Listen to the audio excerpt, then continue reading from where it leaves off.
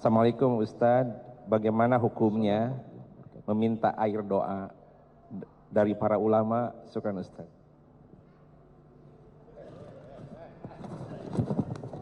Sahabat Nabi ada bernama Abdullah ibnu Abbas radhiyallahu an.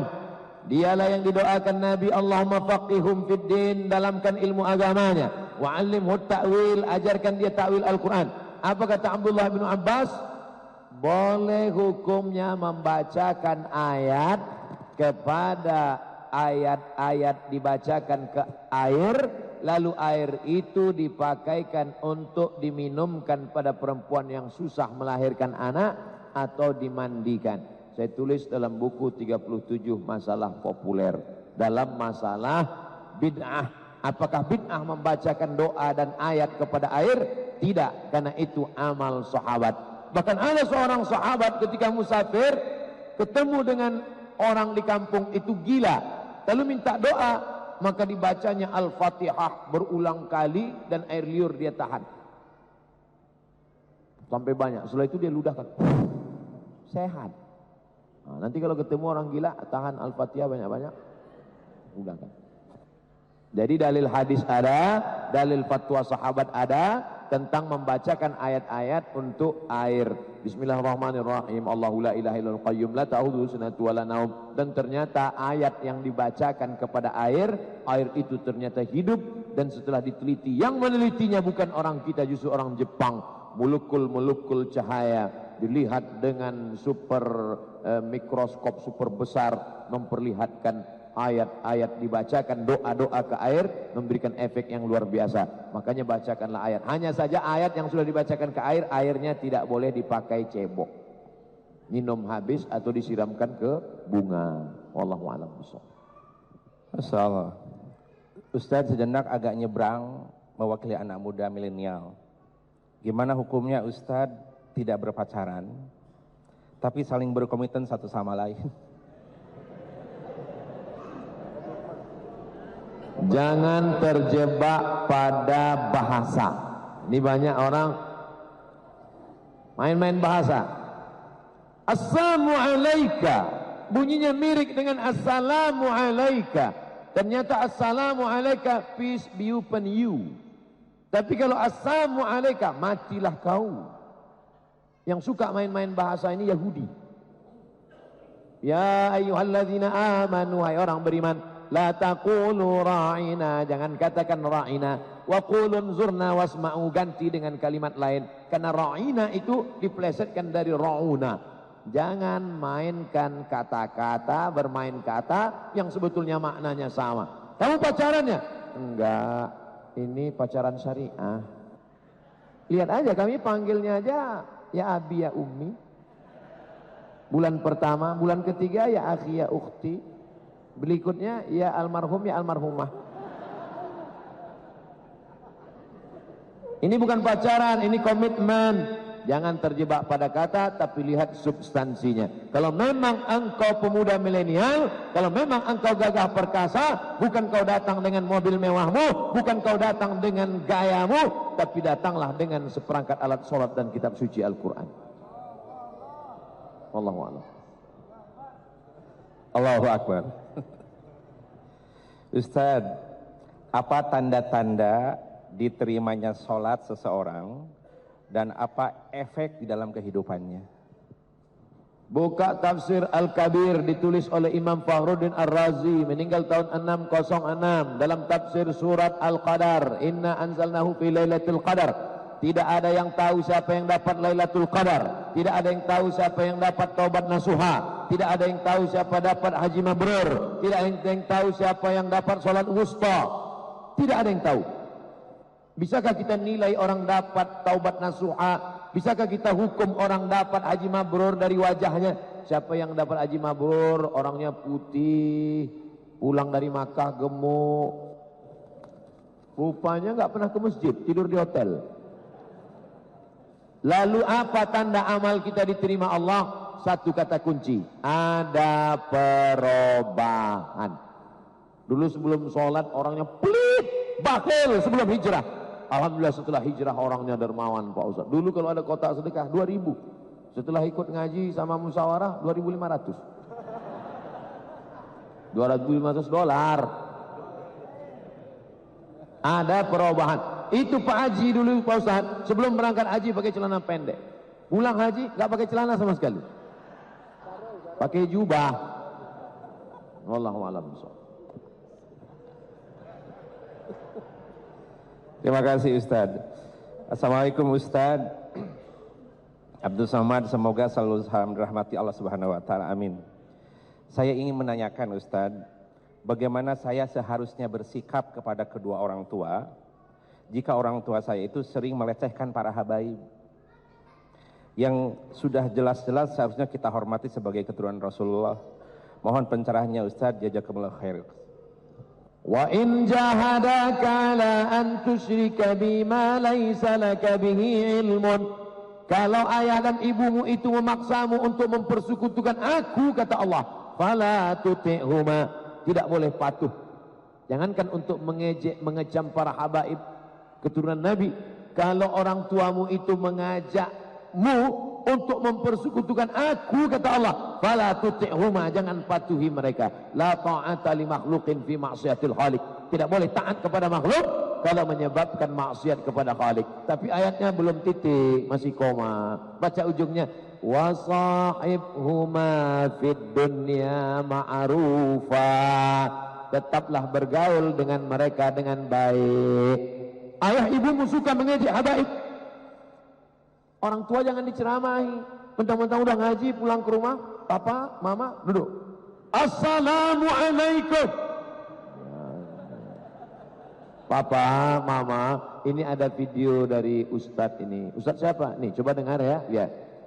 Ada hadis dalam Sahih Al-Bukhari.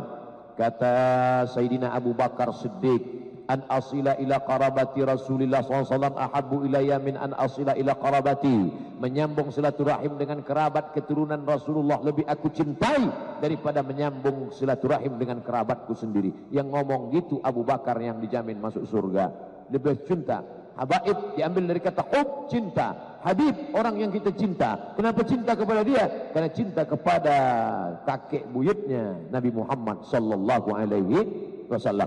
Innal Hasan wal Husain sayyida syababi ahlil jannah. Sesungguhnya Sayyidina Al-Hasan, Sayyidina Al-Husain, pemimpin pemuda-pemuda penghuni surga. Inna Fatimata, sesungguhnya Fatimah, sayyidatu nisa'i ahlil jannah.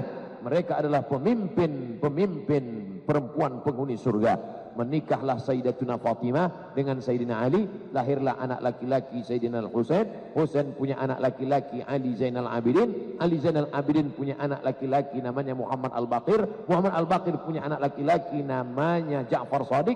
Ja'far Shadiq punya anak laki-laki namanya Musa Al-Kazim. Punya anak laki-laki ke bawah Ahmad Al-Muhajir. Muhajir artinya pindah, karena dia pindah dari Baghdad ke Hadramaut Tarim Yaman. Dari Imam Ahmad Al-Muhajir itulah lahir marga-marga Al-Haddad, As-Syihab, As-Saqaf, Al-Attas.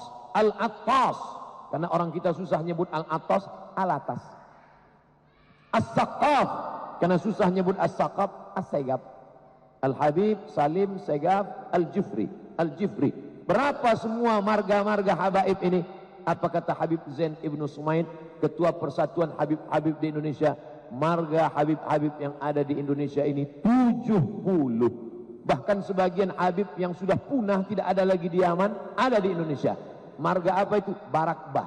Barakbah itu sudah tidak ada lagi di Yaman, tapi malah ada, malah di Riau ada Barakbah. Begitulah hebatnya Allah Ta'ala menjadikan bumi kita ini bukan hanya menumbuhkan tanam-tanaman, para habaib keturunan Rasulullah pun tumbuh menyebar. Mereka lah yang membawa Islam. Nanti kalau kebetulan pergi ke Pulau Penyengat, sampai di Batam, dari Batam ke Pulau Penyengat, lihat makam Raja-Raja Riau, ada di situ muftinya As-Saqaf, As-Segaf.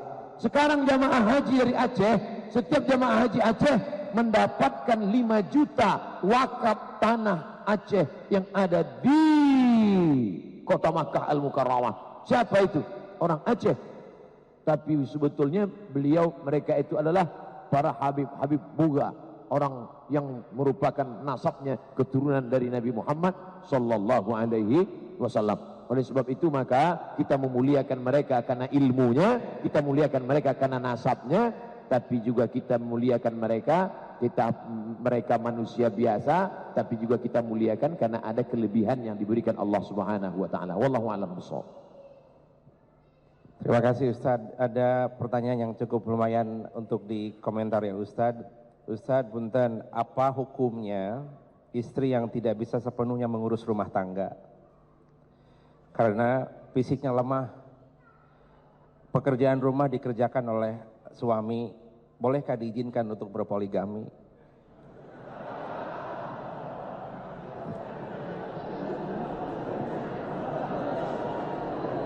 Ini pertanyaan radikal.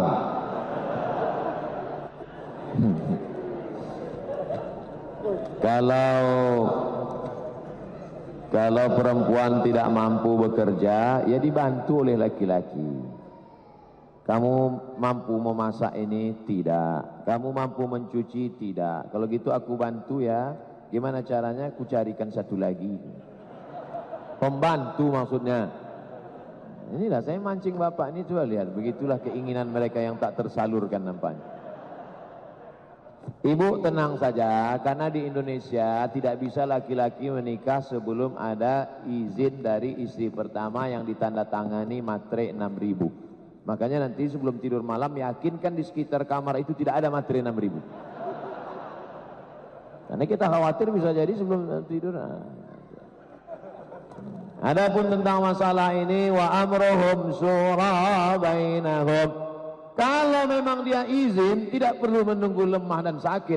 Itu ada salah seorang dosen, ketika kami pergi kondangan, dia berjalan dengan 2 orang perempuan. Ustaz tahu nggak itu siapa perempuan itu? Siapa itu? Itu istrinya. Yang itu istri yang dinikahkan oleh istri pertamanya. Nah, begitu. Tapi kalau siap, kalau tidak siap jangan. Macam kerakap tumbuh di batu, hidup segan, mati tak mau. Oleh sebab itu bermusyawarah lebih baik. Tapi kalau tidak mampu menimbulkan mudarat, darul mafasid muqaddam ala jalbil masalih. Menolak mudarat lebih dikedepankan daripada mengambil manfaat. Wallahu a'lam bishawab. Terima kasih Ustadz, selesai dari perangkap ya. Ustadz punten, apa saja supaya istri kita yang lemah itu terbantu? Maka ada pertanyaan berikutnya, apa saja yang termasuk akhlak baik untuk calon suami? Perempuan melihat laki-laki ada 2, laki-laki melihat perempuan ada 4. Perempuan dengan walinya melihat laki-laki itu 2. Idza ja'akum man tardawna dinahu. Kalau kau lihat laki-laki itu baik agamanya, wa khuluquhu baik akhlaknya, fazawijuhu, nikahkanlah anak gadismu dengan dia. Illa taf'aluhu, kalau kau tidak nikahkan dengan dia, takun fitnatun fil ardi wa fasadun arid, akan terjadi kerusakan yang amat sangat besar di atas muka bumi Allah. Jadi laki-laki itu syaratnya lebih sedikit daripada perempuan. Baik agamanya, sholat berjamaah, rajin puasa sunat, tutur katanya lembut, berakhlakul karimah, terimalah dia. Iyakunu fuqara, kalau dia miskin, susah, yughnihimullah, Allah akan mengkayakan dia, Allah akan bukakan rezeki untuk dia. Sedangkan laki-laki melihat perempuan ada 4. Tungkahul mar'atu li 4. Perempuan dinikahi karena 4. Lima liha karena hartanya, kaya raya. Wali hasabiha karena keturunan orang baik-baik. Wali jamaliha karena cantiknya. Wali diniha karena agamanya. Fazfar bidzatid din, pandang yang terakhir karena agamanya. Taribat yadaka, maka selamatlah engkau dunia akhirat. Wallahu a'lam bishawab. Terima kasih. Ada berikutnya Ustaz, mohon izin. Apakah ada syariat amaliyah berkaitan tentang kelahiran Rasulullah Sallallahu Alaihi Wasallam? Syariat amaliyah, apakah yang diamalkan ketika kelahiran Nabi berkaitan tentang syariat Islam? Kata Al-Hafiz Jalaluddin Abdurrahman As-Suyuti, meninggal tahun 911 Hijrah. Nama kitabnya Al-Hawilil Fatawi. Maulid tidak boleh lebih dari 5. Pertama, di dalamnya ada pembacaan Al-Quran. Yang kedua, di dalamnya ada pembacaan sirah, sejarah Nabi. Yang ketiga, di dalamnya ada zikir. Yang keempat, di dalamnya ada tausiah, mau'izah hasanah. Yang kelima, ta'am, ada makanan. Kalau di dalam maulid itu ada 5 ini, laksanakan. Tapi kalau ada perbuatan mungkar, maka perbuatan maulid itu pun bisa jatuh kepada haram. Campur aduk laki-laki perempuan, diiringi dengan musik-musik yang melanggar aturan syariat, menjauhkan diri dari ridha Allah, padahal maulidnya itu untuk memuliakan Nabi. Jadi Imam As-Suyuti membuat maulid itu boleh, tapi syaratnya ketat. Syarat dan ketentuan berlaku. Kalau cukup 5 syarat, laksanakan. Kalau tidak cukup 5 syarat, jangan. Itu kata Imam Al-Hafiz Jalaluddin Abdurrahman As-Suyuti. Makanya saya kalau diundang acara maulid, saya lihat cukup 5 syarat, ikut. Kalau ada perbuatan yang batil, tinggalkan. Wallahu a'lam bishawab. Allahu a'lam bimuradi. Ustadz, kalau minta kepada Rasulullah atas sakit kita kepada Nabi, semasa hidup Nabi pernah menyembuhkan orang yang sakit. Bolehkah saya minta bersalawat untuk kesakitan saya supaya saya sehat? Memohon doa kepada Allah dengan menyebut Nabi Muhammad namanya tawassul. A'udzubillahi minasyaitonirrajim. Wa kanu min qablu yastaftihuna 'ala alladzina kafaru. Dulu ada orang Yahudi di Madinah perang melawan Bani Ghatafan. Bani Ghatafan ini orang Arab yang kuat. Sebelum mereka perang melawan Bani Ghatafan, mereka berdoa kepada Allah, bertawassul menyebut nama Nabi. Allahumma inna natawassalu ilaika bihaqqi Muhammad. Ya Allah, kami mohon kepada Engkau dengan kemuliaan Nabi yang akan Kau utus akhir zaman, menangkan kami melawan Bani Ghatafan. Itulah makna ayat wa kanu min qablu yastaftihuna 'alal ladzina kafaru. Mereka berdoa kepada Allah dengan menyebut nama Muhammad sallallahu alaihi wasallam. Apa komentar ulama tentang hadis ini? Kalau memohon doa kepada Allah menyebut Nabi sebelum ada saja boleh, apalagi setelah dia ada. Itulah boleh bertawassul dengan Nabi walaupun Nabi sudah meninggal dunia. Karena sebelum dia wujud saja boleh, apalagi setelah dia ada. Dan Nabi itu meninggalnya tak sama dengan meninggalnya kita. Dia meninggal hanya berpindah alam. Maka semua orang yang mengucapkan salam, maka salamnya dibalas oleh Nabi. Assalamu alayka ayyuhan nabiyyu wa rahmatullahi wa barakatuh. Dia punya kehidupan yang khusus. Kalau mau melihat bagaimana hukum tawassul dengan Nabi setelah Nabi meninggal secara lengkap dan detail, bacalah kitab Sayyid Muhammad bin Alawi bin Abbas Al-Hasani Al-Maliki. Nama kitabnya Mafahim Yajib An Tusahhah.